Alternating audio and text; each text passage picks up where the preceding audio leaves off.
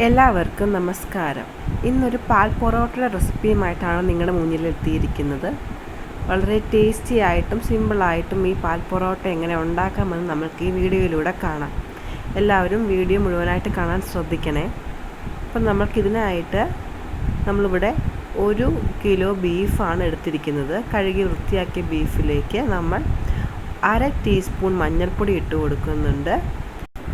1 table spoon കുരുമുളക് പൊടി ഇട്ട് കൊടുക്കുന്നുണ്ട്. ആവശ്യത്തിനുള്ള ഉപ്പും ഇട്ട് കൊടുത്ത് ഒരു ചെറിയ കപ്പ് വെള്ളവും കൂടെ ഒഴിച്ചു കൊടുത്ത് നമ്മൾ കുക്കറിലിട്ട് ഇത് വേവിക്കാനായിട്ട് വെക്കുകയാണ്. നമുക്കിതിലേക്ക് അരമുറി തേങ്ങ ആവശ്യമായിട്ടുണ്ട്. നമ്മൾ വറുത്തരച്ച കറിയാണ് വെക്കാനായിട്ട് ഉദ്ദേശിക്കുന്നത്. അതുകൊണ്ട് അരമുറി തേങ്ങ ചിരകിയതാണിത്.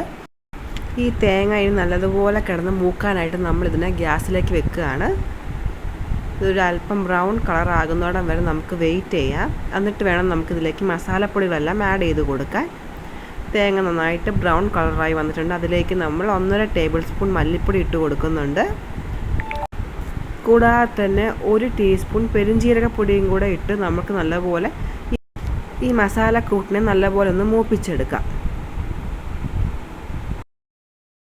മസാല നന്നായിട്ട് മൂത്ത് വന്നിട്ടുണ്ട്. അതുകൊണ്ട് നമുക്കിനി അതിലേക്ക് 1 ടീസ്പൂൺ ഗരം മസാലയും 1 ടേബിൾ സ്പൂൺ മുളക് പൊടിയും കൂടെ ഇട്ട് കൊടുക്കാം.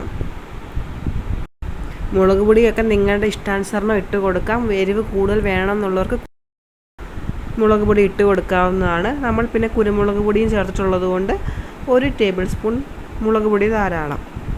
മസാല നന്നായിട്ട് മൂത്ത് വന്നിട്ടുണ്ട്. നമ്മളത് മിക്സിയിലേക്കിട്ട് അരച്ചെടുക്കാനായിട്ട് പോവുകയാണ്. അതിലേക്ക് കുറച്ച് വെള്ളം കൂടെ ചേർത്ത് നല്ലതുപോലെ അരച്ചെടുക്കാം.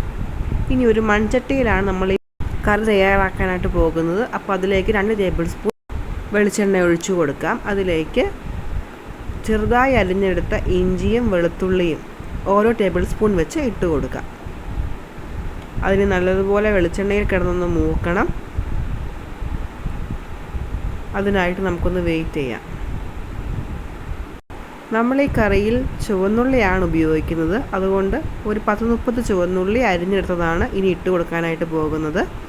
നല്ല ഗ്രേവിക്ക് നല്ല ടേസ്റ്റ് ആകാൻ ചുവന്നുള്ളി വളരെയധികം സഹായിക്കും. അതുകൊണ്ട് ചുവന്നുള്ളി നമ്മൾ ഇട്ട് കൊടുക്കുകയാണ്. നിങ്ങൾക്ക് വേണമെങ്കിൽ പകുതി ചുവന്നുള്ളിയും അതിൻ്റെ ബാക്കി സവോളയുമായിട്ടും ഉപയോഗിക്കാം. ഇനി നമ്മുടെ ചുവന്നുള്ളി നന്നായിട്ട് വാടിയിട്ടുണ്ട്. അതിലേക്ക് 1 തക്കാളി നമ്മൾ ഇട്ട് കൊടുക്കുകയാണ്. കൂട്ടത്തിൽ കുറച്ച് കറിവേപ്പിലയും കൂടെ ഇട്ട് കൊടുക്കാം.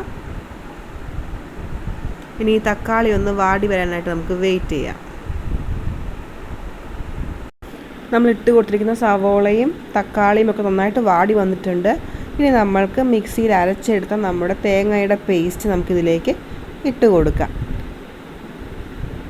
ഈ തേങ്ങയുടെ പേസ്റ്റ് ഇതിലേക്ക് ഇടുന്നത് കൊണ്ട് കറിക്ക് നല്ല കൊഴുപ്പ് കിട്ടാൻ സഹായിക്കും.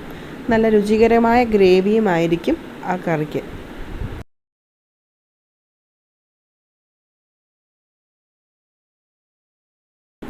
ഈ ഗ്രേവി ഇപ്പോൾ നല്ല തിക്കാണ്. അപ്പോൾ ഇത് അല്പം ലൂസാക്കാനായിട്ട് നമ്മൾക്ക് കുറച്ച് വെള്ളം ഇതിലേക്ക് ഒഴിച്ചു കൊടുക്കാം. ഞാൻ ആ മിക്സി കഴുകി ആ അരപ്പ് വെള്ളമാണ് ഇതിലേക്ക് ഒഴിച്ചു കൊടുക്കാനായിട്ട് പോകുന്നത്.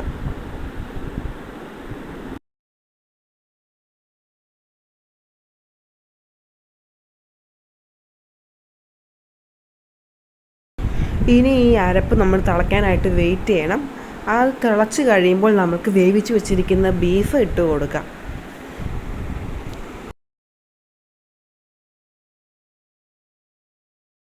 കറി തിളയ്ക്കാനായിട്ട് തുടങ്ങിയിട്ടുണ്ട്. നമുക്കിനി ബീഫ് ഇട്ട് കൊടുക്കാം.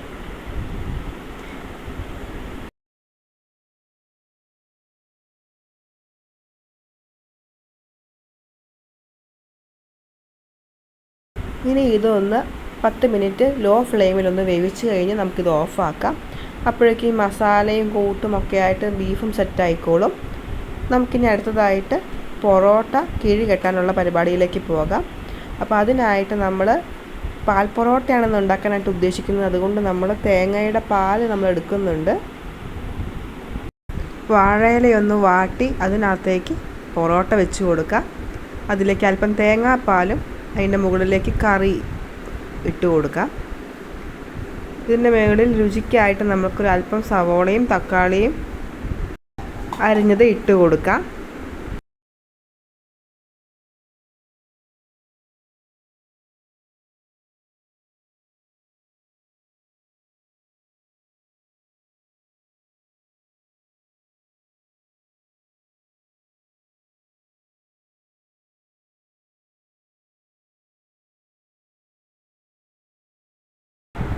ഇനി സെക്കൻഡ് ലെയറിന് അടുത്ത പൊറോട്ട വെച്ച് കൊടുക്കാം. അതിലേക്കും ഇതേ പറഞ്ഞതുപോലെ തേങ്ങാപ്പാലും കറിയും ഒക്കെ ഇട്ട് ഇഷ്ടമുള്ള അത്രയും ലെയറുകൾ നമുക്ക് വെച്ച് കൊടുക്കാം.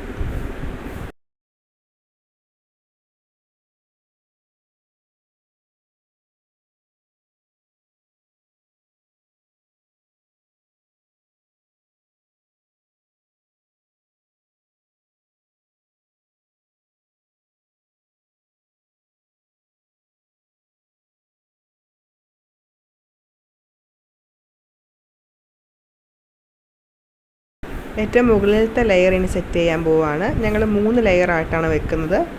അപ്പോൾ അതിൻ്റെ മുകളിലേക്ക് കുറച്ച് കറി വെച്ച് കൊടുക്കുന്നുണ്ട്. പിന്നെ കാടമുട്ട പുഴുങ്ങിയതും കൂടെ വെച്ച് കിഴിയായിട്ട് കെട്ടാം.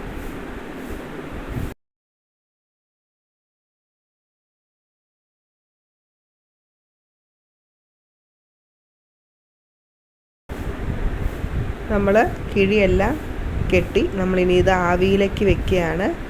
ഇതിനകത്ത് ഒരു കിഴി വെച്ചേ ഇരിക്കുകയുള്ളൂ. അതുകൊണ്ട് ഓരോന്നോരോന്നായിട്ട് വെച്ച് നമുക്ക് ഒരു 10 മിനിറ്റ് കഴിയുമ്പോൾ അടുത്തത് നമുക്ക് വെച്ച് കൊടുക്കാം. അങ്ങനെ കിഴി പൊറോട്ട റെഡി ആയിട്ടുണ്ട്. ഇതൊന്ന് തുറന്ന് കാണിക്കാം. നല്ല ഒരു മണം വരുന്നുണ്ട്. വാഴയിലയുടെയും ബീഫ് കറിയിൽ കുതിർന്നിരിക്കുന്ന പൊറോട്ടയുടെയും ഒക്കെ നല്ല ഒരു മണം നന്നായിട്ട് വരുന്നുണ്ട്. വളരെ ടേസ്റ്റിയാണ്. നിങ്ങളെല്ലാവരും വീട്ടിൽ ട്രൈ ചെയ്യണം. ഫീഡ്ബാക്കുകളൊക്കെ അറിയിക്കണം.